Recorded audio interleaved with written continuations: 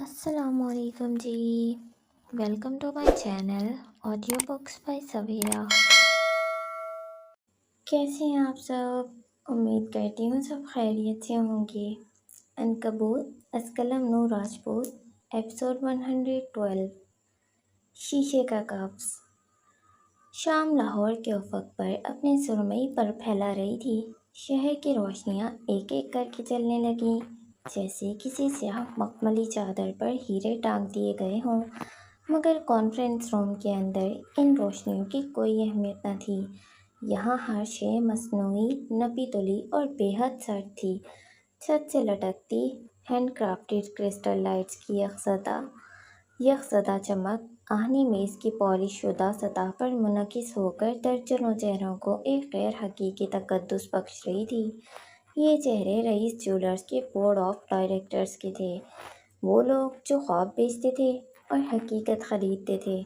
کمرے کی مکمل خاموشی کو صرف سینٹرل روم ہیٹر کی ہلکی بے معنی گونج توڑ رہی تھی۔ سامنے لگی دیو قامت اسکرین پر سیاہ پس منظر میں سفید حروف کسی کتبے کی طرح سب تھے: Dark Stars, the rarest collection yet, اور اس کے نیچے ایک چھوٹی پر اسرار سطر: an experience beyond jewellery, a myth in motion. Head designer Hammad Khan اپنی کرسی کے کنارے پر تھا۔ اس کی آنکھوں میں وہ جنونی چمک تھی جو ایک تخلیق کار کو اپنی بہترین تخلیق کے قریب ہونے پر محسوس ہوتی ہے۔ وہ جوش سے نہیں بول رہا تھا، بلکہ جیسے الفاظ کو تراش رہا تھا۔ میں واضح کر دوں کہ ہمیشہ کی طرح ہم زیورات کی نمائش نہیں کر رہے، ہم ایک بیانیہ پیش کرنے جا رہے ہیں۔ ڈارک سٹارز صرف ہیرے، نیلم یا پکھراج نہیں ہوں گے، یہ کردار ہوں گے، سانس لیتے، چلتے، بات کرتے کردار۔ جیسے پروجیکٹ رانیہ میں ہم نے ہر لباس کو ایک عورت کی شناخت، اس کی طاقت اور اس کی کمزوری سے جوڑا تھا، یہ ویسا ہی ہے، لیکن اس بار کہیں زیادہ گہرا، کہیں زیادہ طاقتور۔ کمرے میں سرگوشیاں ابھریں۔ مارکیٹنگ ہیڈ نے زور دیا: ہمیں صرف ڈیزائنر نہیں، رائٹرز چاہئیں، ایسے رائٹرز جو ان پتھروں کے لیے دیومالائی کہانیاں، میتھولوجیز تخلیق کریں، ایسی حکایات، فیبلز جو ہمارے ہیرے پہننے والی عورت کو محض ایک خریدار نہ رہنے دیں، بلکہ اسے ایک داستانی کردار بنا دیں، ایک ایسی ہیروئن جس کی کہانی وہ خود پہن سکے۔ یہ وہ لمحہ تھا جب ندیم قریشی نے وہ نام لیا جو اس کمرے کی فضا کو ہمیشہ کے لیے بدلنے والا تھا: فلک عالمگیر۔ ندیم نے کہا، اور اس کے لہجے میں پروجیکٹ رانیہ کی کامیابی کا خمار تھا۔ اس نے رانیہ کے لیے جو لکھا وہ اب تک کی سب سے دلی اور سب سے خطرناک کیمپین تھی۔ اس کی کہانی نے لباس کو اسٹیج پر زندہ کر کے دیا تھا، وہ کرداروں میں روح پھونک دیتی ہے۔ حماد نے فوراً اس بات میں سر ہلایا: بالکل، فلک عالمگیر ہی چاہیے۔ وہ اس کلیکشن کو ایک ماورائی، ایک روحانی بیانیہ دے سکتی ہے۔ اس کے لفظوں میں وزن ہے، ایک تاریکی ہے جو ہمارے ڈارک سٹارز کے فلسفے سے ملتی ہے۔ پوری گفتگو کے دوران رئیس میز کے سرے پر اپنی مخصوص سربراہی کرسی پر ساکت بیٹھا تھا۔ وہ جسمانی طور پر وہاں تھا، مگر ذہنی اور روحانی طور پر کہیں اور۔ اس کی آنکھیں نہ تو اسکرین پر تھیں، نہ اپنے ساتھیوں پر۔ وہ شفاف شیشے کی دیوار سے پرے ڈوبتے سورج کی آخری روشنیوں اور شہر کی جلتی بجھتی بتیوں کے درمیان بھٹک رہا تھا۔ اس کی نگاہوں میں ایک ایسا خلا تھا جیسے وہ کسی اور وقت، کسی اور زندگی کے منظر دیکھ رہا ہو۔ اس کے چہرے پر وہی مخصوص سرد مہری تھی جو اکثر کسی بڑے فیصلے یا شدید ذہنی دباؤ کے لمحے میں اس پر طاری ہو جاتی تھی۔ وہ ایک بت کی طرح منجمد تھا۔ اس کے قریب بیٹھے مراد نے اس کی کیفیت بھانپ لی۔ اس نے آہستگی سے، جیسے کسی گہرے خواب میں خلل ڈالنے سے ڈر رہا ہو، پکارا: باس! کوئی جواب نہیں۔ باہر ہوا کا شور ایک مدھم لہر کی طرح شیشے سے ٹکرا کر گم ہو رہا تھا۔ مراد تھوڑا آگے جھکا۔ اس کی آواز میں فکر مندی تھی: رئیس! اس نے نام لیا۔ اب بھی کوئی حرکت نہیں ہوئی۔ اس کی پلکیں تک نہ جھپکیں۔ بورڈ کے دیگر ممبران کی نظریں اب حماد سے ہٹ کر رئیس پر مرکوز ہو چکی تھیں۔ کمرے کی مصنوعی روشنیوں میں ایک غیر آرام دہ تناؤ گھلنے لگا تھا۔ مراد نے تیسری بار، اس بار قدرے مضبوط اور واضح لہجے میں پکارا، جیسے کسی کو گہری نیند سے جگا رہا ہو۔ رئیس! یہ آواز جیسے ہزاروں میل کا فاصلہ طے کر کے اس تک پہنچی۔ وہ چونکا۔ اس کی آنکھوں میں ایک لمحے کے لیے مکمل خالی پن جھلکا، جیسے کوئی نوزائیدہ بچہ جو ابھی نہیں جانتا کہ وہ کہاں ہے۔ پھر یادداشت کی لہریں ایک ایک کر کے لوٹیں۔ کانفرنس روم، میز، چہرے، اسکرین، سب کچھ اپنی جگہ واپس آ گیا۔ اس نے آہستہ سے سر اٹھایا۔ اس کی آنکھیں سرخ ہو رہی تھیں۔ مراد نے نرمی سے پوری گفتگو کا خلاصہ اس کے سامنے رکھ کر ڈارک سٹارز کا ورژن، ایک نئی اساطیری کہانی کی ضرورت اور فلک عالمگیر کا نام۔ فلک کا نام سنتے ہی اس کے چہرے کے تاثرات ایسے بدلے جیسے کسی نے پرسکون جھیل میں پتھر پھینک دیا ہو۔ اس کی بھویں ایک جھٹکے سے سکڑ گئیں، جبڑے بھنج گئے، اور اس کی آنکھوں میں شناسائی اور خوف کا ایک عجیب امتزاج ابھرا۔ وہ ایک منجمد لمحے میں بولا، اور اس کے لہجے کی برف نے پورے کمرے کو اپنی لپیٹ میں لے لیا۔ پاکستان کے باقی سب رائٹرز مر گئے ہیں کیا؟ آواز بلند نہیں تھی، مگر اس میں چھپی کاٹ اتنی تیز تھی کہ سب کو محسوس ہوئی۔ اس میں خوف تھی، بیزاری تھی، اور ان سب کے نیچے کہیں بہت گہرائی میں ایک چھپی ہوئی تکلیف بھی سسک رہی تھی۔ مراد جانتا تھا کہ یہ تکلیف کیوں ہے۔ وہ اپنوں کو خود سے دور ہی رکھتا تھا۔ اس نے اتنی بڑی سلطنت بنا لی تھی، ساتھی بنا لیے تھے، مگر کبھی گھر نہیں بنایا تھا۔ اس کے گھر میں جو افراد تھے وہ تو ان سے بھی کوسوں دور رہتا تھا۔ اور پھر زندگی میں وہ نئی نسل کے 3 نوجوان آ گئے، فلک، فجر اور ولی۔ وہ جتنا ان سے دور رہنا چاہتا تھا وہ اتنا قریب آتے جا رہے تھے۔ کب گھر بنا کچھ پتہ ہی نہیں چلا، اور اب جب اس نے اپنے ہاتھوں سے توڑ دیا تھا تو تکلیف برداشت کرنا مشکل ہو گیا تھا۔ ٹیم کو وہی چاہیے۔ اس نے اپنی جلتی ہوئی نگاہیں مراد پر گاڑ دیں، جیسے وہ اس سے جواب طلب کر رہا ہو۔ پھر آہستہ مگر گہری سرگوشی نما آواز میں کہا، وہی کیوں؟ ایسا عجیب و غریب، ایسا نفسیاتی لکھنے والی وہی ایک رہ گئی ہے۔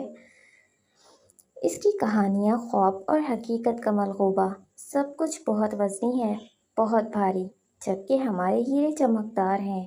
بورڈ کے سینئر ممبران نے ایک دوسرے کی طرف دیکھا۔ وہ رئیس کی ذاتی زندگی سے ناواقف تھے، مگر اس کے کاروباری فیصلوں پر سوال اٹھانے کا حق نہیں رکھتے تھے۔ ندیم قریشی نے ہمت کر کے سنجیدگی سے کہا، مگر یہی وزن ہمارے ہیروں کو افسانوی بناتا ہے۔ وہ کسی بھی کلیکشن کو ایک عورت کی اندرونی جنگ بنا دیتی ہے، اس کی روح کا سفر دکھاتی ہے، اور ہم یہی تو بیچنا چاہتے ہیں، ایک احساس، ایک شناخت، صرف ایک زیور نہیں۔ رئیس نے کچھ نہیں کہا۔ اس نے اپنی نظریں واپس شیشے کی دیوار کی طرف موڑ لیں۔ باہر رات مکمل طور پر چھا چکی تھی، اور شہر روشنیوں کا ایک لامتناہی سمندر لگ رہا تھا۔ وہ شاید حساب لگا رہا تھا، کاروبار کی ضرورت اور اپنے ماضی کے بوجھ کے درمیان۔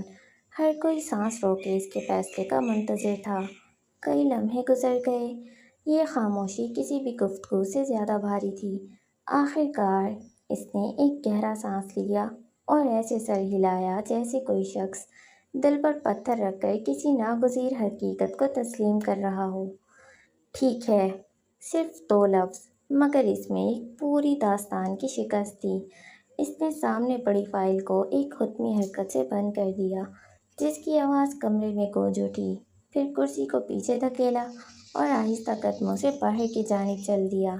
اس کے قدم بھاری تھے، جیسے وہ کانفرنس روم سے نہیں بلکہ اپنی یادوں کے کسی قبرستان سے نکل رہا ہو۔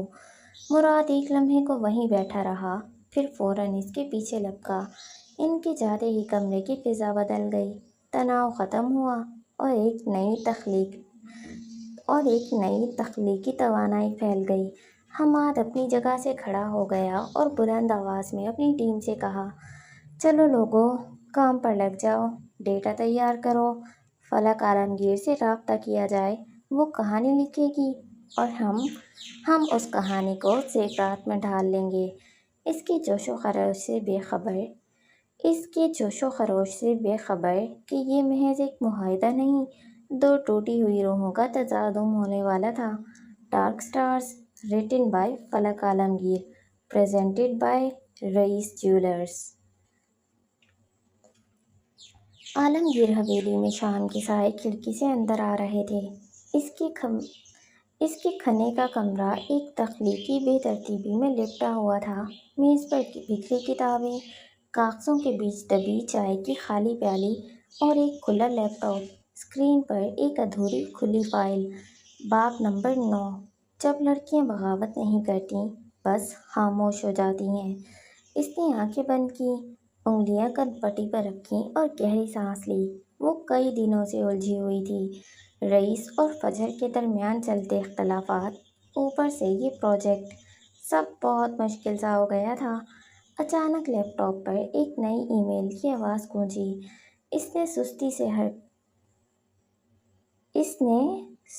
से कर्सर हरकत की। ये क्या होता है? इसने सुस्ती से हरकत की, फिर जैसे किसी अनजाने एहसास ने इसकी निगाह रोक ली। प्रोजेक्ट डार्क स्टार्स में तख्लीकी शराकत के लिए दावत, from rice jewellers, head office Lahore. इसकी आंखें चंद लम्हे के लिए साकित हो गईं। इसने फ़ौरन ईमेल खोली। मोहतरमा फलक आलमगीर साहिबा, अस्सलामुअलैकुम। हम रईस ज्वेलर्स दुनिया भर में कीमती जवाहरात और नायाब फनपारों के लिए पहचाने जाते हैं। इस वक्त हम एक गैर मामूली कलेक्शन डार्क स्टार्स पर काम कर रहे हैं, जो कि तारीख की सबसे नायाब और पुरअसर ज्वेलरी होगी। इस प्रोजेक्ट के लिए हम ऐसी कहानी तख्लीक करना चाहते हैं जो सिर्फ सुनाई न दे, बल्कि ज़ेवरात के साथ जीती जा सके। हम चाहते हैं कि हर ज़ेवर एक किरदार हो, एक दास्तान का टुकड़ा। हमने आपके काम, खुसूसन प्रोजेक्ट रानिया को बड़े एहतराम से देखा है और ये तय किया है कि इस बार डार्क स्टार्स की आवाज़ आप हों। आपको इस प्रोजेक्ट की मरकज़ी तख्लीक़कार की हैसियत से दावत दी जा रही है। अगर आप राज़ी हों तो बराह करम अगले 3 दिनों में हमारी टीम से रब्ता करें। खुलूस के साथ, Hammad Khan, head of creative rice jewellers. इसने जैसे लम्हे भर के लिए सांस रोक ली। वो कुर्सी से थोड़ा पीछे हुई और कुछ देर ईमेल की सतर घूरती रही, फिर ज़ेरे लब बुड़बुड़ाई, रईस ज्वेलर्स, ये मजाक है या कोई फरेब? इसकी उंगलियां बेख्तियार दोबारा ईमेल पर चलने लगीं। ये नाम फलक के लिए अजनबी न था, मगर इस नाम से यूं आना, ये पेशकश, जैसे कोई अंधेरी खिड़की अचानक खुल गई हो। इसने चाय का खाली कप देखा, फिर स्क्रीन की रोशनी में अपनी धुंधली परछाई। अगले ही लम्हे वो खड़ी हो चुकी थी। किताबें, कागज़, सब एक तरफ, जैसे कहानी का मरकज़ी बाब अब शुरू हो रहा था। क्या कायनात इसे रईस औरंगज़ेब के करीब ले जा रही थी? क्या इसके हक में कोई सब्ज़ इशारा था? ये तो आने वाला वक्त ही बता सकता था। शाम के साए गहरे हो रहे थे। बुलंदोबाला इमारत के आखिरी मंजिल पर वाक़े बुरहान कुरैशी के दफ्तर में खामोशी का राज था। बाहर शहर की रोशनियां एक एक करके जाग रही थीं, मगर दफ्तर के अंदर की फ़िज़ा में एक अजीब सी वहशत और तनाव था। शीशम की स्याह चमकती मेज़ के पीछे महंगी चमड़े की कुर्सी पर बैठे बुरहान कुरैशी की नज़रें सामने रखे कागजात पर थीं, लेकिन इनका ध्यान कहीं और भटक रहा था। जब से अरसल को फजर की हकीकत मालूम हुई थी, बाप बेटे के दरमियान एक अनदेखी दीवार खड़ी हो गई थी। फुरकान की मौत ने इस दीवार को पथरीला और नाकाबिले अबूर बना दिया था। अरसल की खामोशी और नाराज़ी बुरहान के दिल में कांटे की तरह चुभती थी। वो अपनी कारोबारी सल्तनत के बादशाह थे, लेकिन अपने ही बेटे के सामने बेबस और लाचार महसूस करते थे। इन्हीं सोचों में गुम थे कि मेज़ पर रखे फ़ोन की तेज़ घंटी ने उन्हें चौंका दिया। एक झुंझलाहट के साथ उन्होंने क्रैडल उठाया। यस, दूसरी जानिब से जो कहा गया, उसने बुरहान कुरैशी के वजूद को एक पल के लिए मुंजमद कर दिया। वक्त जैसे थम गया और समात पर सिर्फ एक नाम गूंजता रहा। सर कोई मनार मुराद सर कोई मनार मिराज आपसे मिलने आई हैं। क्या बकवास कर रही हो? वो अपनी पूरी कुव्वत से दहाड़े। इनकी आवाज़ दफ्तर की दीवारों से टकराकर गूंजी। दूसरी जानिब मौजूद मुलाजिम इस गैर मुतवक्का गुस्से से सहम गया। नाम ठीक से पता करो, किसने भेजा है उसे? मुलाजिम ने डरते डरते जवाब दिया। सर मैंने दोबारा पूछा है। वो अपना नाम मुनार महराज ही बता रही हैं। बुरहान गुर्देजी के माथे पर पसीने के कतरे नमूदार हुए। ये नाम माजी के किसी दफनशुदा कब्रिस्तान से निकलकर इनके हाल पर दस्तक दे रहा था। उन्होंने बेचैनी से मेज़ पर रखा रिमोट उठाया और दीवार पर लगी बड़ी स्क्रीन ऑन की ताकि इस्तकबालिया का मंजर देख सकें, मगर स्क्रीन पर सिर्फ स्याही थी। कैमरे ब्लैंक ज़ाहिर हो रहे थे। उन्होंने 2-3 बार कोशिश की, फिर गुस्से और बेबसी के आलम में रिमोट मेज़ पर पटक दिया। अगले ही लम्हे दफ्तर का भारी दरवाज़ा एक हल्की सी चिरचिराहट के साथ खुला और एक सर्द पुरसुकून आवाज़ गूंजी। मेरी मौजूदगी में कैमरे काम नहीं करते। बुरहान कुर्तेजी ने झटके से पलटकर दरवाजे की जानिब देखा और इनकी सांस सीने में अटक गई। सामने दहलीज में वो खड़ी थी, एक ऐसी औरत जिसका वजूद पुरअसरार रेत में लिपटा हुआ था। घुंघराले बाल शानों पर बिखरे हुए थे। इस तरह के आधा चेहरा इनकी ओट में छुपा हुआ था। जिस्म पर गहरे रंग की गर्म जैकेट और आंखों पर बड़ा स्याह चश्मा जमा हुआ था। एक लम्हे के लिए उन्हें फजर लगी, शायद मुनार का नाम इस्तेमाल करके उन्हें परेशान करने आई हो, मगर अगले ही लम्हे इस औरत ने धीरे से अपना स्याह चश्मा उतारा और सर को एक झटका दिया। बाल लहराते हुए चेहरे से हट गए। इसका चेहरा वाज़ेह हुआ और बुरहान गुर्देजी को लगा जैसे किसी ने इनके पैरों तले से ज़मीन खींच ली हो। वो बेसाख्ता अपनी कुर्सी पर गिर गए। इनकी आंखें हैरत और नाकाबिले यकीन खौफ से फट पड़ी। वो फजर नहीं थी, वो मुनार महराज थी, जिंदा और इनके सामने खड़ी थी। वो धीरे धीरे आगे बढ़ी। इसकी हील की भारी टिक टिक संगे मरमर के फर्श पर एक मनहूस लय पैदा कर रही थी। दफ्तर की छत से लटकते बड़की कुमकुमे यकायक फड़फड़ाने लगे। वो जलते बुझते और एक खौफनाक माहौल पैदा कर रहे थे। बुरहान कुर्देजी को लगा जैसे वो किसी बुरे ख्वाब के जेर असर हों, एक ऐसा ख्वाब जिससे फरार मुमकिन नहीं। वो अपनी इसी होशरुबा चाल से चलती हुई इनकी मेज़ तक पहुंची और फिर दोनों हाथ मेज़ पर रखकर इनकी जानिब झुकी। इसकी आंखों में न कोई जज्बा था, न कोई रहम, सिर्फ एक ठंडी हिसाब चुकाने वाली चमक थी। नहीं, ये ख्वाब नहीं है बुरहान गुर्देजी साहब, इसने बर्फ जैसे सर्द लहजे में कहा। मैं मुनार महराज, एक बदसूरत हकीकत हूँ। बुरहान गुर्देजी का खौफ से सफ़ेद पड़ता चेहरा देखकर इसके लबों पर एक जहरीली मुस्कुराहट नमूदार हुई। वो सीधी हुई और सीने पर बाजू बांधकर दफ्तर की वसी ग्लास वॉल की जानिब बढ़ गई। यहाँ से नीचे फैला हुआ शहर किसी जगमगाते कालीन की मानिंद नजर आ रहा था। सुना है आपकी सल्तनत आखिरी सांसें ले रही है, इसने शहर को देखते हुए तंजिया अंदाज में कहा। इसकी पुश्त बुरहान की तरफ थी, मगर इसकी आवाज़ कमरे में यूं गूंज रही थी जैसे वो इनके कान में सरगोशी कर रही हो। बुरहान अपनी आंखों को मसल कर इसे देख रहे थे। ये यकीन कोशिश ये कर ये यकीन करने की कोशिश कर रहे थे कि जो वो देख रहे हैं वो सच है। खुश तो बहुत होंगे आप। वो एक अदा से पलटी। इसकी आंखों में एक शैतानी चमक थी। अपाहिज और नफसियाती भाई से छुटकारा मिल गया। ये अल्फाज तीर की तरह बुरहान गुर्देजी के सीने में लगे। यानी फुरकान का कत्ल इसने किया था, इस कमाल महारत से कि मुल्क की बेहतरीन पुलिस तमाम तर कोशिशों के बावजूद एक सुराग तक न ढूंढ पाई। कभी सोचा नहीं होगा ना आपने कि मैं लौट आऊंगी। वो वापस चलते हुए इनकी जानिब बढ़ी और एक कुर्सी खींचकर इनके सामने बैठ गई, टांग पर टांग चढ़ाकर। इसने यूं देखा जैसे वो यहाँ की मालिक हो। बुरहान गुर्देजी का गला खौफ के सूख बुरहान गुर्देजी का गला खौफ से सूंख कर कांटा हो गया था। भाई की मौत के बाद बेटे की मौत का सदमा कैसा रहेगा? इसने अपना दाहिना हाथ उठाकर नाखूनों पर यूं फूंक मारी जैसे अभी ताज़ा नील पेंट लगाया हो। ये धमकी नहीं थी, ये एक ऐलान था। बुरहान के वजूद में एक सर्द लहर दौड़ गई। क्या चाहती हो तुम? आखिरकार इनकी ज़बान से टूटे फूटे अल्फाज निकले। उन्होंने बेसाख्ता अपनी टाई की नोक ढीली की, जैसे कोई इनका गला घोंट रहा हो। बर्बादी। वो दिलकशी से मुस्कुराई। तुम्हारी बर्बादी, मगर सिर्फ तुम्हारी नहीं, तुम्हारे साथ रईस औरंगज़ेब की भी।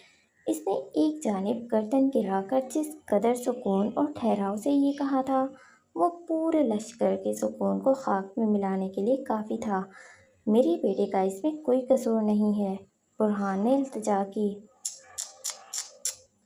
मुन्नार के लहजे में बनावटी तासुफ था। हकीकत तो ये है कि गुनहगारों की जंग में बेगुनाह ही मारे जाते हैं।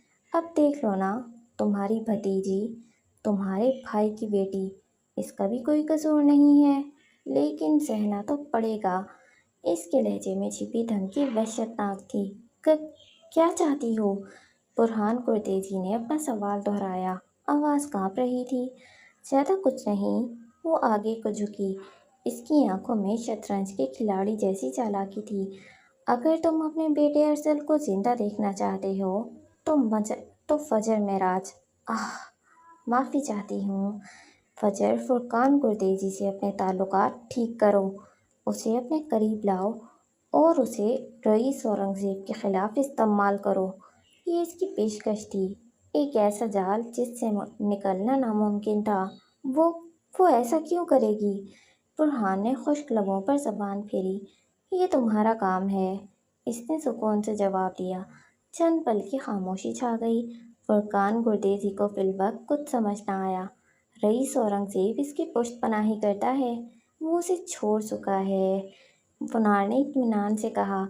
तुम बस इसे अपने साथ मिलाओ, उसे ये यकीन दिलाओ कि तुम उसके साथ हो, उसे यकीन दिलाओ कि रईस औरंगज़ेब उसका दुश्मन है। वो मेरा यकीन नहीं करेगी। वो फजर को अच्छे से जान गए थे। ये मेरा मसला नहीं है, मुन्नार ने अपनी बात दोहराई। चंद पल की मज़ीद खामोशी छा गई, वहशतनाक खामोशी। मुझे क्या करना होगा? अगले सवाल पर मुन्नार की आंखों की चमक बढ़ गई। वो अब इसे पूरा लाइहा अमल बता रही थी। कमरे की खिड़कियां और दरवाजे बंद थे, लेकिन ठंडक बढ़ती जा रही थी। ये मौसम की ठंडक नहीं थी, ये मुन्नार के वजूद से फूटती हुई सर्दी थी जो बुरहान कुरैशी की हड्डियों तक को जमा रही थी। वो अपनी सल्तनत के बादशाह थे, लेकिन आज एक मुर्दा औरत ने लौटकर उन्हें अपनी ही बाजी में शहमात दे दी थी। नवंबर की सर्दी शहर की रूह तक में उतर चुकी थी। शहर जो दिन में जिंदगी से भरपूर नजर आता था, रात की इस पहर एक पुरस्रार खामोशी की चादर ओढ़े हुए था। कोहर की एक हल्की सी तह ने शहर की ऊंची इमारतों को अपनी लपेट में ले रखा था और सड़कों पर दौड़ती गाड़ियों की रोशनियां मध्यम सितारों की मानंद टिमटिमा रही थीं।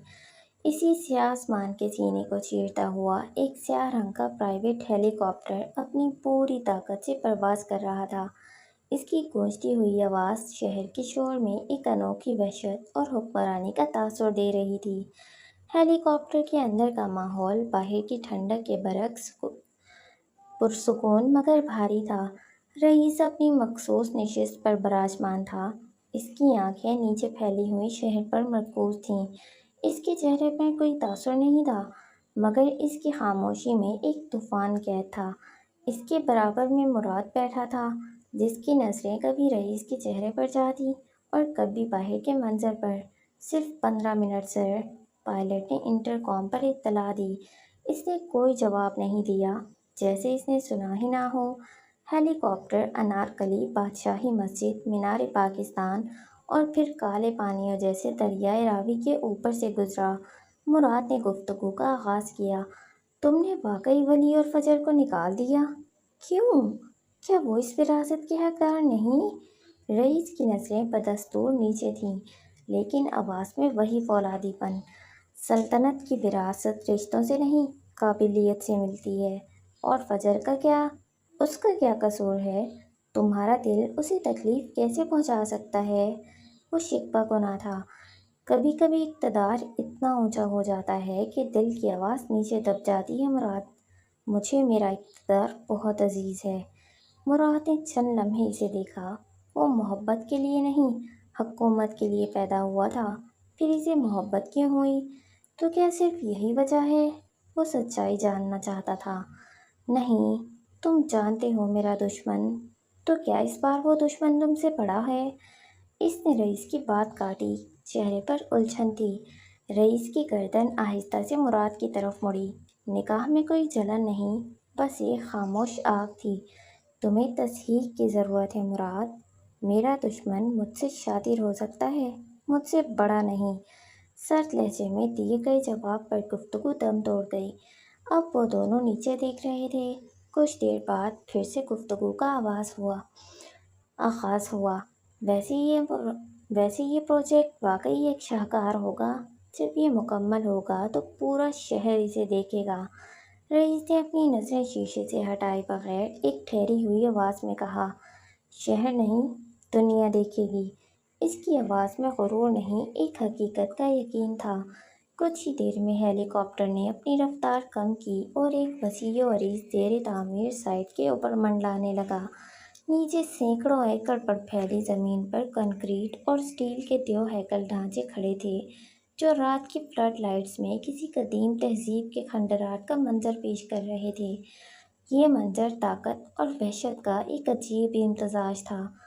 ہیلی کاپٹر مخصوص ہیلی پیڈ پر اترا۔ جیسے ہی دروازہ کھلا، نومبر کی یخ بختہ ہوا نے ان کا استقبال کیا۔ ہوا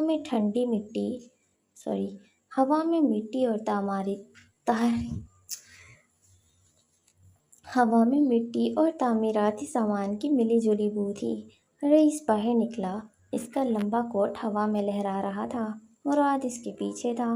وہ دونوں خاموشی سے اس دیو ہیکل ڈھانچے کے قریب کھڑے ہو گئے جو مستقبل میں اس سلطنت کا سب سے اونچا ٹاور بننے والا تھا۔ مراد نے ارد گرد پھیلی تاریکی اور سناٹے کو دیکھتے ہوئے کہا، مخالفین کہتے ہیں کہ یہ رئیس اورنگزیب کا سب سے بڑا وجوہ ہے۔ وہ رئیس کے زوال کی باتیں کرتے ہیں، اس پروجیکٹ کے خاتمے کے خواب دیکھتے ہیں۔ مراد کی بات پر اس کے لبوں پر ایک زرد مسکراہٹ نمودار ہوئی۔ اس نے نگاہیں اٹھا کر اس ادھورے ٹاور کے سب سے اونچے سرے کو دیکھا، جیسے وہ اس کی بلندی کو اپنی آنکھوں سے ناپ رہا ہو۔ انہیں کون بتائے کہ میرا زوال میرے علاوہ کوئی نہیں لکھ سکتا؟ اس کی آواز ہوا کے شور میں بھی مراد کے کانوں تک واضح پہنچی، اور مراد کو لگا جیسے زمین تھوڑی ہل گئی ہو۔ پھر آگے بڑھ کر ایک سٹیل کے ستون پر ہاتھ رکھا جو برف کی طرح ٹھنڈا تھا۔ یہ سلطنت میرے غرور کا عکس نہیں، میری ہڈیوں کا ڈھانچہ ہے، اور ہڈیوں کو دفن تو کیا جا سکتا ہے مگر جھٹلایا نہیں جا سکتا۔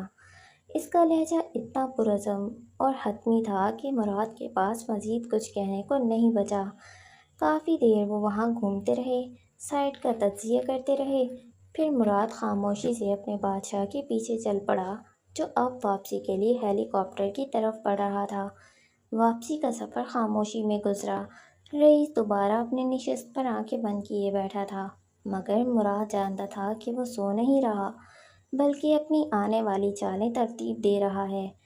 آخر کار ہیلی کاپٹر نے سائٹ کو پیچھے چھوڑا اور ایک ایسی عمارت کی طرف بڑھا جو خود ایک شہر کی مانند تھی، رئیس ہیڈ کوارٹرز۔ نیچے میلوں پر پھیلا ہوا وسیع و عریض میدان تھا، جس کے بیچوں بیچ سنگ مرمر سے بنا ایک بہت بڑا ہیلی پیڈ تھا، جس پر تیز روشنیوں سے انگریزی حرف RA جگمگا رہا تھا۔ ہیلی کاپٹر نے انتہائی مہارت سے اس نشان کے عین اوپر چکر کاٹا اور آہستہ آہستہ نیچے اترنے لگا۔ اس کا اترنا کسی بادشاہ کی آمد کا اعلان لگ رہا تھا، منظم، طاقتور اور خوف طاری کر دینے والا۔ جیسے ہی ہیلی کاپٹر کے پہیے زمین سے لگے اور انجن بند ہوا، ایک گہری وحشتناک خاموشی چھا گئی۔ مسلح گارڈز کی ایک قطار پہلے ہی کسی حکم کے بغیر پوزیشن لے چکی تھی۔ دروازہ کھلا۔ रईस ने बाहर कदम रखा। इसकी निगाहें सामने खड़ी किला-नुमा इमारत पर थीं। क्या तुम्हें अंजाम से डर नहीं लगता? मुराद इसके पीछे खड़ा था। वो रुका रहा मगर पलटा नहीं। इसकी नज़रें सामने ही जमी थीं। मैं अपनी दास्तान का मुसन्निफ हूँ मुराद, और अभी मैंने आखिरी बाब लिखा नहीं, इसने ठहर कर कहा। इसकी निगाहें सामने इमारत पर बने ताज लोगों पर जमी थीं। जिस दिन ये ताज गिरेगा, वो दिन सिर्फ मेरी मर्जी से तुलू होगा। इसके जवाब पर मुराद कंधे मजीद चौड़े हो गए। इसी दुनिया में अगर किसी मर्द से इश्क था तो वो रईस औरंगज़ेब था। हेलीकॉप्टर अब वापस उड़ रहा था। वो दोनों अब भी वहीं खड़े थे। इससे पहले कोई कुछ बोलता रईस का फ़ोन बज उठा। वही प्राइवेट नंबर। इसने गहरी सांस ली। मुराद ने आगे बढ़कर स्क्रीन देखी। वो दोनों समझ चुके थे कॉल करने वाली कौन थी। इसको क्या नाम दिया जाए? The women, the myth, the baddest बिच। आखिर कौन है ये? मुराद के मैदे में दर्द उठने लगा। रईस ने एक तौक़्क़ुफ़ के बाद फ़ोन उठा लिया। आसमानों पर उड़ना छोड़ दें रईस साहब, ज़मीन पर रेंगने का वक्त आ चुका है। वही खनकती हुई आवाज़ इसके हवासों को मुअत्तल करने आती थी। वही खनकती आवाज़ जो इसके आवाज़ों को मुअत्तल करने आती थी। रईस औरंगज़ेब का शुमार रेंगने वालों में नहीं होता, तो मैं ये मान लेना चाहिए। वो दोनों चल पड़े। मुराद की तवज्जो फ़ोन की जानिब थी। तुम्हें रेंगता पूरा शहर देखेगा। तुम्हारा ज़वाल शुरू हो चुका है। ऐसी ऊंची इमारतें बनाना छोड़ दो। इसकी बात पर वो हंस दिया। और मेरा ज़वाल लिखेगा कौन? अचंभे से पूछा। मैं लिख रही हूँ, और शहर देखेगा। इसके अगले जुमले रईस के लबों पर फिर से मुस्कुराहट उभरी। ये मेरा शहर है। इसकी रगों में मेरा खून दौड़ता है। मेरा ज़वाल लिखना है तो वो कलम ढूंढो जो मेरे लहू से न बहके। इसने गर्दन चौड़ी करके गर्दन पीछे गिराकर अपने आसमान को देखा। वैसे यहाँ पे कंधे नहीं होना चाहिए था। इसके लहजा सरशार था। दुश्मन ही सही, मगर ये औरत इसमें एक नई एनर्जी भर देती थी। इसे जिंदा होने का एहसास दिलाती थी। मुराद को इस पर रश्क हुआ। इसके अल्फाज रात की खामोशी में तहलील हो गए। वो लंबे लंबे कदम उठाता मुराद के हमरा अपनी सल्तनत के मरकज़, अपने हेड क्वार्टर की तरफ बढ़ गया, और इसकी परछाई इसके पीछे ऐसे चल रही थी जैसे वो खुद एक जिंदा वजूद हो। हर ताज के साए में, हर दिल की धड़कन में, और हर खौफ के पीछे।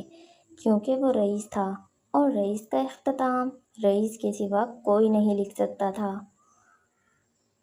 नवंबर की धूप शीशे की दीवारों वाले इस कॉन्फ्रेंस रूम को नरमी से रोशन कर रही थी, जहां फजर अपनी तख्लीकी टीम के साथ सर जोड़े बैठी थी। मेज़ पर हर तरफ रंगीन कपड़ों के टुकड़े, स्केचेस और डिज़ाइन के नमूने बिखरे पड़े थे। जनवरी में लंदन का सफ़र इसके सर पर था। फिल्म की कॉस्ट्यूम डिज़ाइनिंग का मोतबर मंसूबा इसका मुंतज़िर था। ये ख्याल ही से एक नई तवानाई बख्श रहा था, मगर जाने से पहले इसे यहाँ के बहुत से प्रोजेक्ट निपटाने थे। बहुत सा काम करना था। इसने हाई वेस्ट जीन्स के साथ एक गर्म सलीके से तराशा हुआ क्रॉप टॉप पहन रखा था, और बाल एक खूबसूरत जूड़े में कैद थे जो इसकी पेशा वराना संजीदगी को जाहिर कर रहे थे। आवाज़ में एक ठहराव और एतमाद था जब वो अपनी टीम को हिदायत दे रही थी। हमें विंटर कलेक्शन में रिमायात और जिद्दत का इम्तजाज लाना है, लेकिन रंगों को मध्यम नहीं होने देना। मुझे सर्दियों की शायरी चाहिए, ख़िज़ां का मातम नहीं। टीम पूरी तवज्जो से इसे सुन रही थी, मगर इसे अचानक महसूस हुआ जैसे कमरे की सारी तवानाई एक नुक्ते पर सिमट गई हो। कोई इसे देख रहा था। इसने गैर महसूस अंदाज में नज़रें उठाईं और शीशे की दीवार के पार राहदारी में देखा, और फिर वक्त जैसे थम गया।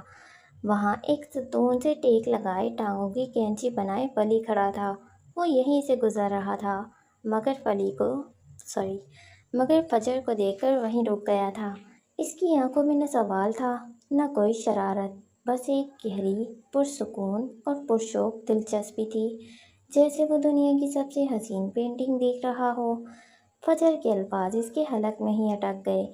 اس کی پیشانی پر ہلکا سا پسینہ ابھرا اور اس کے گالوں پر بلا وجہ ایک تپش چڑھنے لگی۔ وہ کنفیوز ہو رہی تھی۔ اس کے سامنے بیٹھی ٹیم کے چہرے دھندلانے لگے اور ولی کا وجود پوری راہداری پر حاوی ہو گیا۔ اس کی نظروں کی گرفت اتنی مضبوط تھی کہ اسے لگا وہ سب کے سامنے اپنا توازن کھو دے گی۔ خود کو سنبھالنے کی ایک آخری کوشش میں اس نے میز پر رکھا اپنا فون اٹھایا۔ اس کی انگلیاں تیزی سے اسکرین پر چلیں۔ چند لمحوں بعد راہداری میں کھڑے شخص کے فون کی اسکرین روشن ہوئی اور ایک نوٹیفیکیشن ابھرا۔ اس نے فون نکالا اور پیغام پڑھا۔ مجھے ایسے مت دیکھو، میں کنفیوز ہو رہی ہوں۔ پیغام پڑھتے ہی اس کے لبوں پر ایک بے ساختہ دلکش مسکراہٹ پھیل گئی۔ وہ ہنس دیا۔ یہ کہتا نہیں تھا، بس ایک ہلکی سی گرم ہنسی تھی جو صرف اسی کے لیے تھی۔ اس نے ایک آخری نظر اندر کھڑی فجر پر ڈالی جس کا چہرہ اب بھی سرخ تھا اور وہ نظریں جھکائے فون کو گھور رہی تھی۔ یعنی بس اتنا ہی؟ دیپ فجر معراج صرف دیکھنے سے ہی بلش کرنے لگی تھی۔ اس نے محبت بھری نظروں سے اسے دیکھا، سر کو ہلکا سا نفی میں ہلایا اور پھر مڑ کر اپنی منزل کی طرف بڑھ گیا۔ منظر خالی ہو گیا تھا مگر اس کی پرشوق نظروں کا احساس فجر کے گرد ابھی بھی موجود تھا۔ ہسپتال کی سرد بے رحم راتوں کے بعد گھر کی شناسہ خوشبو اور اپنے پن کا احساس کسی نعمت سے کم نہیں ہوتا۔ کیمو تھراپی نے روحی کے جسم سے توانائی نچوڑ لی تھی مگر اس کی آنکھوں میں زندگی کی ایک نئی ضد ابھر آئی تھی۔ وہ لاؤنج کے آرام دہ صوفے پر کشن سے ٹیک لگائے بیٹھی تھی۔ ایک پتلی سی شال اس کے شانوں پر پڑی تھی جو اس کی کمزوری کو چھپانے کی ناکام کوشش کر رہی تھی۔ لاؤنج میں خاندان کے سبھی افراد موجود تھے، مسٹر اور مسز حسین، صفدر اور صدام۔ ایک مصنوعی سکون طاری تھا جیسے ہر کوئی اس ناگفتہ بحقیقت سے ڈر رہا ہو کہ یہ خوشی عارضی ہے۔ سبھی اس کے آرام کا خیال رکھ رہے تھے، ہلکی پھلکی باتیں کر کے ماحول کو بوجھل ہونے سے بچا رہے تھے۔ صفدر بار بار نظریں چرا کر اسے دیکھتا۔ ہسپتال والی رات اور سرکار کے الفاظ ابھی تک اس کے سینے میں کانچ کی کرچیوں کی طرح چبھ رہے تھے۔ وہ شرمندہ تھا، مجرم تھا اور روحی سے نظریں ملانے کی ہمت نہیں کر پا رہا تھا۔ تبھی اس کی دھیمی مگر صاف آواز نے لاؤنج کی خاموشی کو توڑا۔ میں چاہتی ہوں کہ صفدر بھیا کی شادی ہو جائے۔ سب ایک دم خاموش ہو گئے۔ صفدر نے چونک کر اسے دیکھا۔ مسز حسین کے ہاتھ میں پکڑی چائے کی پیالی وہیں رک گئی۔ اس نے اپنی نظریں سیدھی صفدر پر گاڑ دیں۔ میں چاہتی ہوں کہ میں اپنی آنکھوں سے صفدر بھیا اور زرکا بھابھی کی شادی دیکھوں۔ صفدر جو پہلے ہی احساس جرم کے بوجھ تلے دبا ہوا تھا اس کی اس بات پر ساکت رہ گیا۔ اس کے حلق میں الفاظ جیسے جم سے گئے۔ روحی نے ایک گہرا سانس لیا جیسے اگلے الفاظ کہنے کے لیے ہمت جمع کر رہی ہو۔ میں نہیں جانتی کہ میں ٹھیک ہوں گی یا نہیں۔ ڈاکٹرز کہہ رہے ہیں کہ باہر علاج کے لیے جانا پڑے گا لیکن وہاں جانے سے پہلے میں آپ دونوں کی شادی دیکھنا چاہتی ہوں۔ یہ تم کیسی باتیں کر رہی ہو روحی؟ صفدر کی آواز بمشکل نکلی۔ ایسی باتیں مت کرو، تم بالکل ٹھیک ہو جاؤ گی۔ اور رہی شادی کی بات تو ابھی اس کا وقت نہیں ہے۔ اس کے لہجے میں انکار سے زیادہ التجا تھی۔ نہیں روحی، یہ ٹھیک نہیں ہے۔ اب کی بار مسز حسین بولی، ابھی ہماری ساری توجہ تمہاری صحت پر ہے۔ یہ شادی بیاہ بعد میں بھی ہو سکتا ہے۔ اس کی آواز میں ممتا کی فکر تھی۔ ان کی آواز میں ممتا کی فکر تھی۔ بعد میں کب ماما؟ اس کی آواز میں پہلی بار ایک تلخی ابھری۔ کیا آپ سب کو یقین ہے کہ وہ بعد آئے گا؟ اس ایک سوال نے سب کے سر جھکا دیے۔ لاؤنج کی فضا بوجھل ہو گئی، سب کی آنکھیں بھیگنے لگیں۔ اس نے اپنی نم آنکھوں سے سب کو دیکھا اور پھر اس نے اپنا آخری پتہ کھیلا۔ اس کی آواز اب بھیک مانگنے والی منت سے بھری ہوئی تھی۔ اسے میری آخری خواہش سمجھ لیں، پلیز، میرے لیے۔ کیا آپ اتنا بھی نہیں کریں گے؟ یہ لفظ نہیں، ایک فیصلہ تھا، ایک ایسی التجا جسے رد کرنا ناممکن تھا۔ صفدر نے بے بسی سے اپنی ماں کی طرف دیکھا جن کی آنکھیں بھی بھیگ چکی تھیں۔ مسٹر حسین خاموشی سے سب کچھ دیکھ رہے تھے کیونکہ وہ جانتے تھے کہ اب انکار کی کوئی گنجائش نہیں تھی۔ اس نے اپنا کمزور ہاتھ صفدر کی طرف بڑھایا۔ بھیا پلیز۔ صفدر اس کی منتوں کے سامنے ہار گیا۔ اس کے اندر کا سارا انکار، ساری منطق اپنی بہن کی ٹوٹی ہوئی خواہش کے سامنے ریزہ ریزہ ہو گئی۔ اس نے آگے بڑھ کر اس کا ہاتھ تھاما اور ایک شکست خوردہ سپاہی کی طرح ہاں میں سر ہلا دیا۔ روحی کے مرجھائے ہوئے چہرے پر ایک فاتحانہ مسکراہٹ پھیل گئی۔ لاؤنج میں ایک گہری بوجھل خاموشی چھا گئی تھی۔ اسی لمحے صفدر کی کوٹ کی جیب میں رکھے فون پر ایک نوٹیفیکیشن کی ہلکی سی آواز ابھری۔ اس نے مکان کے انداز میں فون نکالا، جیسے دنیا و مافیہ سے بے خبر ہو۔ اس نے اسکرین پر ابھرنے والے پیغام پر نظر ڈالی اور اگلے ہی پل اس کے چہرے کا رنگ فک ہو گیا۔ اس کے اندر سے جیسے کسی نے سارا خون نچوڑ لیا ہو۔ صرف 2 سطریں تھیں، مگر وہ کسی موت کے پروانے سے کم نہ تھیں۔ یہ پیغام رئیس اورنگزیب کا تھا۔ جو جال سالوں پہلے بچھایا گیا تھا، اسے سمیٹنے کا وقت آ چکا ہے۔ میں تمہارا انتظار کر رہا ہوں۔ سب ٹھیک ہے؟ اس کی اچانک بدلتی رنگت دیکھ کر مسز حسین نے پریشانی سے پوچھا۔ صفدر کے ہاتھ کانپنے لگے۔ یہ وہی دن تھا، وہی بلاوا تھا جس سے وہ سالوں سے بھاگ رہا تھا، جس جال سے نکلنے کے لیے اس نے اپنی پوری زندگی داؤ پر لگا دی تھی۔ آج اسی جال کا شکاری اسے واپس بلا رہا تھا۔ جی سب ٹھیک ہے، خشک گلے کو تر کرتے ہوئے اس نے جواب دیا۔ البتہ فون پکڑے ہوئے اس کی انگلیوں کی پوریں سفید پڑ چکی تھی۔ رئیس کا بلاوا تھا اور اسے جانا تھا۔ اس نے میز پر رکھا پانی کا گلاس اٹھایا اور ایک ہی سانس میں گھٹا گھٹ پی گیا۔ پھر بنا کسی کو دیکھے، بنا کچھ کہے، وہ تیز قدموں سے لاؤنج سے باہر نکل گیا۔ پتہ نہیں آج کل کتنا عجیب سا رہنے لگا ہے، مسز حسین نے اپنے شوہر کی طرف دیکھتے ہوئے تشویش سے کہا۔ کام زیادہ ہے اور اب اچانک یہ شادی، یہ بہت بڑا فیصلہ ہے ثمینہ۔ کچھ وقت تو ٹھیک ہو جائے گا۔ مسٹر حسین نے انہیں حوصلہ دیا، جبکہ وہ اصل حقیقت سے باخبر تھے۔ صوفے پر بیٹھی روحی خوش تھی۔ اس کے لیے اس کی سب سے بڑی خواہش پوری ہونے جا رہی تھی۔ وہ صدام کی طرف مڑ کر اس سے شادی کی تیاریوں پر بات کرنے لگی، اس بات سے بالکل بے خبر کہ جس بھائی کی خوشی کے لیے اس نے یہ سب کیا تھا، وہ ابھی ابھی اپنی زندگی کے سب سے خطرناک جال کی طرف قدم بڑھا چکا تھا۔ رئیس ہیڈ آفس کی عمارت باہر سے جتنی پرشکوہ اور ناقابل تسخیر نظر آتی تھی، اندر سے اتنی ہی سرد اور بے رحم تھی۔ کانفرنس روم کا ماحول کسی مقبرے کی طرح خاموش اور بھاری تھا۔ شیشے اور کروم سے بنی میلوں لمبی میز کسی یخ جھیل کی مانند پھیلی ہوئی تھی، جس کی چمکدار سطح پر چھت کی مدھم روشنیوں کا عکس کانپ رہا تھا۔ میز کے ایک سرے پر سربراہی کرسی پر رئیس براجمان تھا۔ اس کا وجود اس وسیع کمرے کی ہر شے پر حاوی تھا۔ اس کے سامنے ایک فائل کھلی رکھی تھی، مگر اس کی نظریں دروازے پر مرکوز تھیں۔ تبھی دروازہ کھلا اور صفدر شکستہ قدموں سے اندر داخل ہوا۔ اس کے کندھے جھکے ہوئے تھے، چہرے پر کئی دنوں کی تھکن اور ایک گہری مایوسی تھی۔ اس کی آنکھوں سے جیسے زندگی کی ساری رمق نچوڑ لی گئی ہو۔ وہ ایک ہارا ہوا کھلاڑی تھا جو اپنے شکاری کے سامنے پیش ہو رہا تھا۔ آئیے صفدر صاحب، آپ ہی کا انتظار کیا جا رہا تھا۔ رئیس کی آواز پرسکون تھی، مگر اس میں ایک ایسی ٹھنڈک تھی جو سیدھی ہڈیوں میں اتر جائے۔ اس نے ہاتھ سے لمبی میز کے دوسرے ویران سرے کی جانب اشارہ کرتے ہوئے اسے بیٹھنے کے لیے کہا۔ دونوں کے درمیان کا فاصلہ حاکم اور محکوم کی تفریق کو واضح کر رہا تھا۔ صفدر بنا کچھ کہے لکڑی کی بے جان کرسی گھسیٹ کر بیٹھ گیا۔ اس نے ایک بار بھی رئیس سے نظریں نہیں ملائیں۔ ویسے منار فیشنز تمہاری قیادت میں کافی ترقی کر گیا ہے، اس نے فائل کے اوراق پلٹتے ہوئے سرسری انداز میں کہا، جیسے وہ موسم کا حال بتا رہا ہو۔ صفدر خاموش رہا۔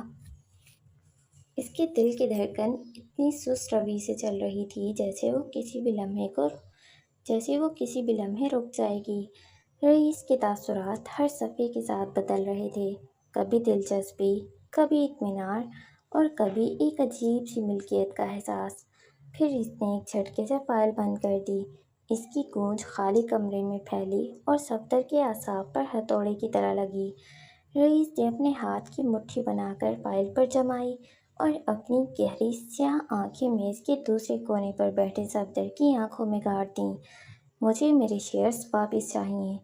इस एक जुमले ने सफदर की बची खुची जान भी निकाल दी। इसका गला सूंघ कर कांटा हो गया। कॉन्फ्रेंस रूम का मंजर धुंधला गया और तसव्वुर के पर्दे पर माजी की फिल्म चलने लगी। 3 साल से जायद अरसा कबल हुसैन विला। इस रोज़ रईस इनके घर मद्दू था। सफदर लॉन्च के एक कोने में खड़ा फ़ोन पर फजर से बात कर रहा था। इसकी आवाज़ में एक नई उम्मीद और जोश था। ये वही दिन था जब फजर ने इसे पार्टनरशिप की ऑफ़र की थी। डैड मुझ पर इतना भरोसा नहीं करते, वो इसे बता रहा था। रईस जो करीब ही बैठा मिस्टर हुसैन से गुफ्तगू कर रहा था, इसकी गुफ्तगू सुनकर मुतवज्जा हुआ। इसने सफदर की चंद आखिरी बातें सुनी थी और फिर खाने की मेज़ पर दानिस्ता बात छेड़ी। तुम्हारी पढ़ाई मुकम्मल हो गई है ना? आगे क्या इरादा है? इसने सफदर से पूछा। फिर जैसे कुछ याद आया हो, वो लड़की फजर मेराज, वो तुम्हारी प्रोजेक्ट पार्टनर थी, है ना? वो काफ़ी तरक्की कर गई है। जी। सफदर इसके इतना जानने पर हैरान था। गो कि वो पेरिस फैशन शो का स्पॉन्सर रह चुका था। मगर हर डिज़ाइनर थोड़ी याद रखता होगा। सुना है लक्स छोड़ दिया उसने। इसका अगला सवाल एक बम की तरह गिरा। सफदर बेहोश होते होते बचा। जी, वो थोड़ी खपती है। कहते ही कहती है अपनी कंपनी खोलेगी, अपना ब्रांड बनाएगी। इसकी बात पर रईस ने इस बात में सर हिलाया, जैसे वो पहले से सब जानता हो। और क्या जानते हो उसके बारे में? फजर में इसकी इस कदर गहरी दिलचस्पी पर बाकी सब भी हैरान थे, मगर सफदर जवाब देने लगा। वो ज़हीन है, ज़िद्दी है और पीछे नहीं हटती। जो कहती है वो करके दिखाती है। फैमिली के बारे में क्या जानते हो? आम सा लहजा। फैमिली में बस उसकी वालदा हैं, वालिद की डेथ हो गई है और हस्बैंड की भी। हस्बैंड का लफ्ज़ सुनकर रईस को अच्छू लगा। मिसिस हुसैन ने फ़ौरन पानी का गिलास आगे बढ़ाया। उसने कम उम्री में काफ़ी कुछ देख लिया है, इसलिए थोड़ी तल्ख है। सफदर ने मज़ीद इजाफा किया। शादी कब हुई थी? तुम उसके शौहर से मिले थे? रईस के सवालात किसी तफ्तीशी ऑफिसर की तरह थे। इस पर सफदर कंफ्यूज हो गया। उसने कभी मिलवाया नहीं। कहती थी वो इंगेज्ड है, मगर मैंने इसके मंगेतर को कभी नहीं देखा, नाम तक नहीं जानता। फिर जिस दिन इसके वालिद का इंतकाल हुआ, उसी दिन इसका निकाह हुआ। किससे हुआ ये भी बस वही जानती है, मतलब मुझे नहीं बताया। और हाल ही में जब मैंने इससे पूछा कि वो अपने शौहर के पास क्यों नहीं जाती, तब उसने बताया कि वो मर चुका है। रईस हर लफ्ज़ सुनकर अपने जहन में ताने बाने जोड़ रहा था। उसे यही लगा कि फजर झूठ बोल रही थी, मगर वो खामोश रहा। उरूज़ा ने भी पूरी तफ्तीश की थी। इसका तो कोई अफेयर भी नहीं था। तो अब वो तुम्हें बिजनेस की ऑफ़र दे रही है? जी, वो चाहती है हम मिलकर फैशन कंपनी शुरू करें। इसके पास ज़मीन और प्लान सब तैयार है। खाने के बाद रईस ने मिस्टर हुसैन ऑफ सदर के साथ अलग मीटिंग की। मिस्टर हुसैन ने एक बड़े रियल एस्टेट प्रोजेक्ट का लालच देकर ही रईस को बुलाया था। रईस ने शर्त रखी कि वो ये पूरा प्रोजेक्ट मिस्टर हुसैन को दे देगा, मगर बदले में इसे कुछ चाहिए। और तब इसने अपना जाल बिछाया। मुनार फैशंस में सफदर की पार्टनरशिप दर हकीकत रईस की थी। इनका मुआहिदा हुआ था कि सफदर सिर्फ एक चेहरा होगा, असल मालिक रईस ही रहेगा। और वक्त आने पर सफदर को ये शेयर्स चुपचाप रईस के हवाले करना होंगे। और आज वो वक्त आ चुका था। माजी का पर्दा हटा और कॉन्फ्रेंस रूम का यख बस्ता मंजर दोबारा वाज़ेह हो गया। मुझे मेरे शेयर्स वापस चाहिए। रईस ने इसकी तवील खामोशी पर अपनी बात दोहराई। इसकी आवाज़ अब पहले से ज़्यादा सख्त थी। मुनार फैशंस मुझे बहुत अजीज़ है, इसने टूटी हुई आवाज़ में कहा। फजर, वो मुझ पर भरोसा करती है, मैं उसे धोखा नहीं दे सकता।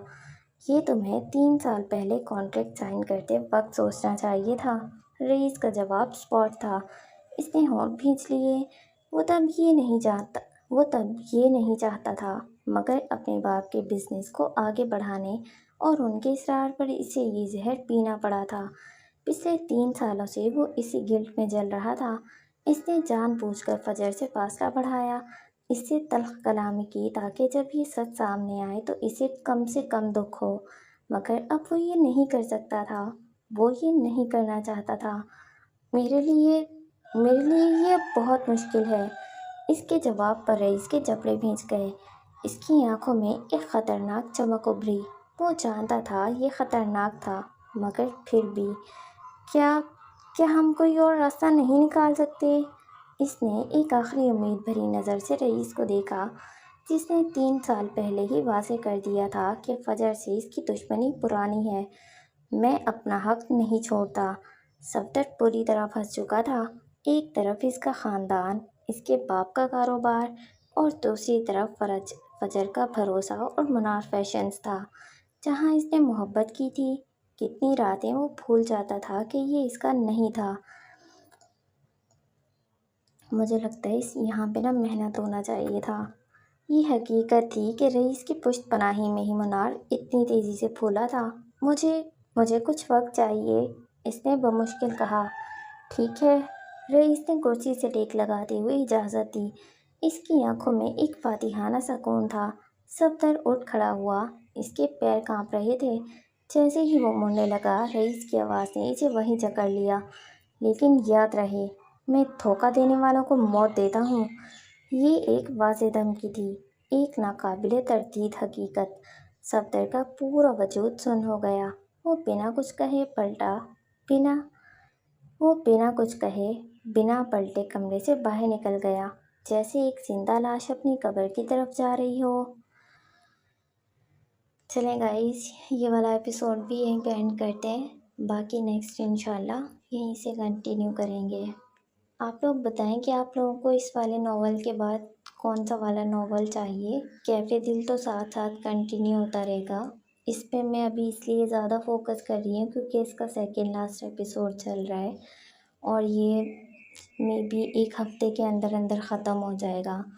تو اس کے بعد میں کیفے دل کی ریگولر 2 یا 3 ایپیسوڈز آپ لوگوں کو دے دیا کروں گی، کیونکہ اس کی چھوٹی ہوتی ہیں، اور یہ کیونکہ تھوڑا لانگ ناول ہے تو مجھے اس کی تقریباً 50 منٹ یا 1 گھنٹے تک ایپیسوڈ ریکارڈ کرنے میں ٹائم لگ جاتا ہے۔ تو اتنے ٹائم میں کیفے دل کے آئی تھنک میں 3 ایپیسوڈ تو آرام سے بنا سکتی ہوں۔ باقی آپ لوگ بتائیں کہ نیکسٹ کون سا ناول ہو۔